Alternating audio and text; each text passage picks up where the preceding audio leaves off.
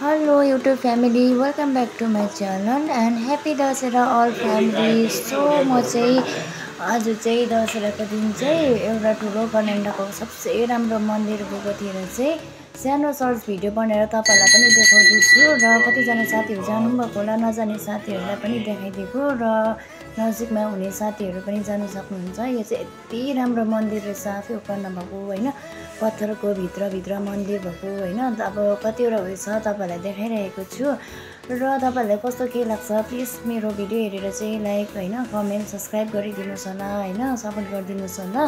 So तपाईहरुको दशहरा राम्रो बित्दै होला। मेरो त एकदमै हैन स्याडली बितिरहेको छ, किन भन्दाखेरि चाहिँ मेरो 2 इयर्स भयो मेरो फ्यामिलीको हातको टिका नलगाएको हैन। यो इयर्स चाहिँ जान्छु भनेर सोचेको थिएँ तर भएन, जानु पाइनँ र केही छैन मलाई हैन। अब यत्रो ठुलो मन्दिर गएँ आफ्नो फ्यामिलीको लागि, आफ्नो साथीभाइ, आफ्नो हैन, आफ्नो कामको लागि, आफ्नो दिदीबहिनीको लागि हैन, पूजा गरेर कुछ माग्नु सके हैन। र मेरो सेलेनको हैन साथीले चाहिँ मलाई लगेर गएको, एकदमै राम्रो हैन, साथी पनि एकदमै राम्रो छ र मलाई लगेर गयो।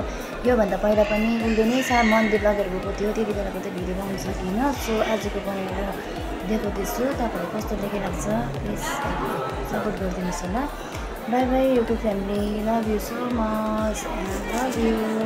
Bye bye.